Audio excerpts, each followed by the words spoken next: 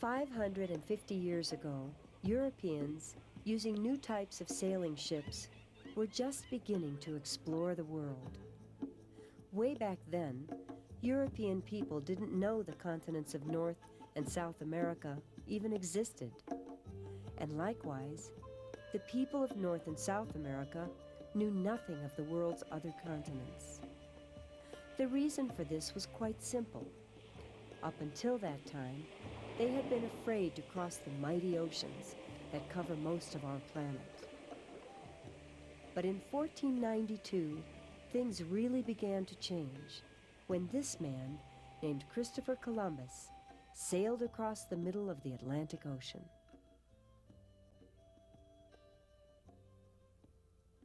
Columbus was born in the famous Italian port city of Genoa in the year 1451, and as a young man, he worked on ships that sailed all around the Mediterranean Sea.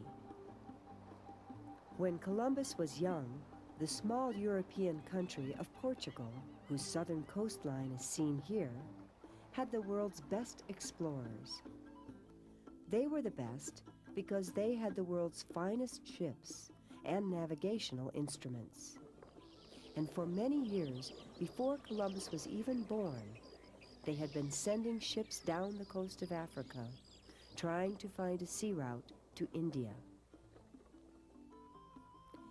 Columbus's experiences along the rocky coast of Portugal taught him a lot about the ways of the sea.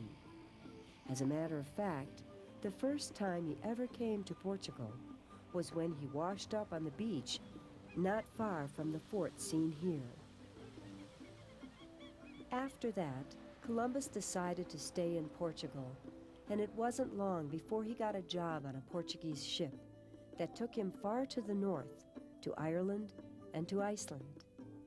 When he got back to Portugal, Columbus got a job working for his brother, who owned a shop that sold maps, charts, and instruments used by seamen in navigation. Back then, the best map of the world hadn't changed much for over 1,000 years, and the only continents shown on it were Europe and parts of Africa and Asia. And yet it was thanks to this ancient and very inaccurate map that Columbus came to believe that the eastern shore of Asia lay only about 3,000 miles, or 5,600 kilometers, across the Atlantic Ocean to the west of Portugal. The idea of sailing west from Europe to Asia had never been tried before, so people had no idea what, if anything, lay on the other side of the ocean. Even so, there were plenty of European traders who wanted to sail to Eastern Asia and the nearby islands known as the Indies, because that was where they could get valuable spices, silks, jewels, and porcelain pottery that people in Europe would pay a lot of money for. As Columbus got older, he became a ship's captain, and after sailing south far down the coast of Africa, his desire to cross the Atlantic grew and grew. After a few more years at sea, Columbus was ready to take his amazing plan to the King of Portugal and ask him for the ships and sailors he needed to try to reach Asia. But after hearing Columbus's plan, the king refused to help him. So Columbus headed off to the nearby country of Spain to try his luck there. He told King Ferdinand and Queen Isabella his plan, and they liked it, but they didn't help him until the year 1492, when Spain finally defeated the nearby kingdom of Granada, with whom they had been fighting for many years. But then they gave Columbus everything he had asked for: 3 ships and a crew of men, a part of any trade he developed, the right to govern any new lands he discovered, and the highest rank in the Spanish Navy. And only a few months later, his sailors began to get the ships ready for a long ocean voyage. Then, on August 3rd, 1492, from the harbor seen here, his 3 ships, the Niña, Pinta, and Santa Maria, left Spain on what would become the most famous voyage in history.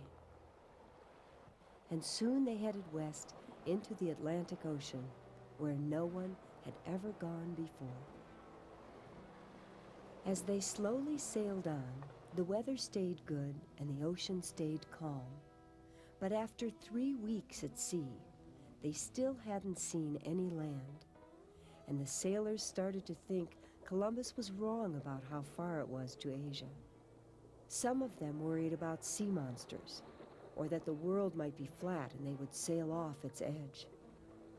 So that after over a month had gone by, Columbus decided he would only keep going 3 more days, and if no land was found by then, he would turn around and go back to Spain. But 2 days later, a sailor spotted an island, and as the ships got closer to shore, everyone could see that it was very beautiful. Soon they landed, and Columbus claimed the island for Spain, and to thank God for bringing him safely across the ocean, he named it San Salvador, or Holy Savior Island. Finding this island made Columbus very happy, because he thought he must be in the Indies, not far from Asia. And that was why he started calling the native people Indians. But little did he know that his long voyage from Spain had only gotten him as far as the Bahama Islands, close to Florida, in today's United States, but still a long way from Asia.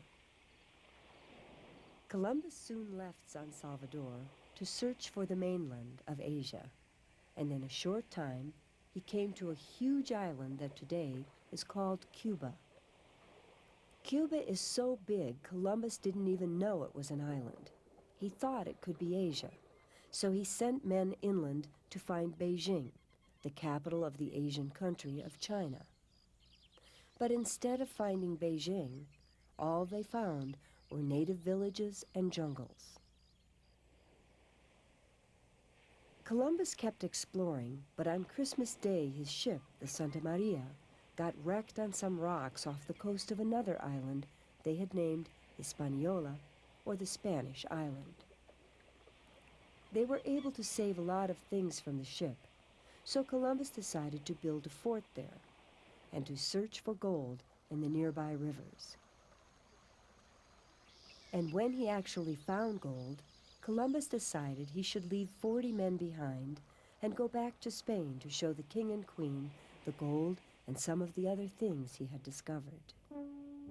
And after seeing what Columbus had brought them, the rulers realized Spain could make a lot of money in the Indies. That was why they decided to give him 17 ships and about 1,500 men to set up a Spanish colony on Hispaniola. But when Columbus got back there, he found that all the men he had left behind were dead. The native people had killed them because the Spaniards had been so cruel to them. But Columbus didn't want to give up, so he had his men build the new Spanish colony in a different place. And the missionaries who came with the colonists went to work teaching the native people Christianity. Then Columbus sailed off to search for Asia again. But even after making 2 more trips back and forth across the Atlantic Ocean, he still couldn't find it. And by this time, it almost didn't matter, because a Portuguese explorer named Vasco da Gama had already reached the eastern parts of Asia by sailing around Africa. And so Portugal beat Spain to Asia and captured the rich trade in spices, silks, and jewels. Right around the same time, another explorer named Amerigo Vespucci crossed the Atlantic Ocean, and he realized that the land he was seeing was not part of Asia at all, but belonged to an undiscovered continent he called the New World. Later on, other explorers discovered that there were actually 2 continents in the New World, and a map maker named them North America and South America in honor of Amerigo Vespucci.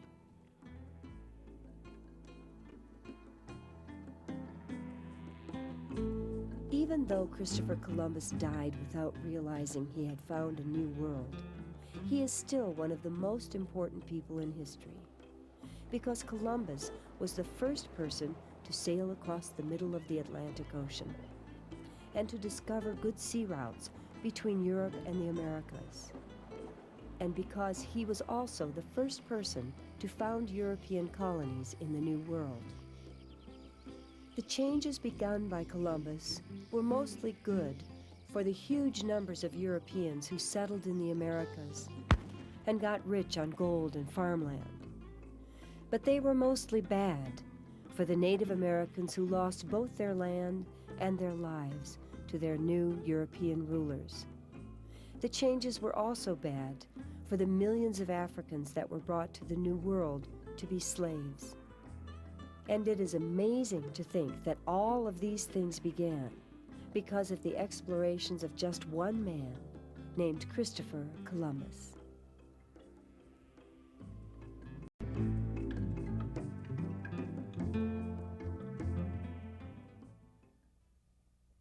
True or false? When Columbus was a young man, European people had never heard of North and South America.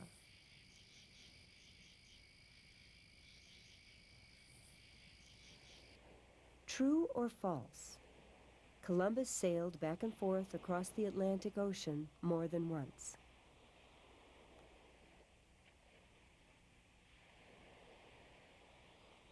True or false?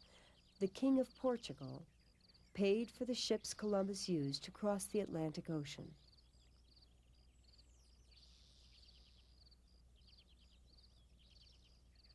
True or false? After crossing the Atlantic Ocean in 1492, Columbus thought he was near the mainland of Asia.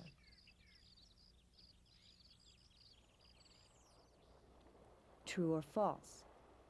North and South America were named in honor of Christopher Columbus.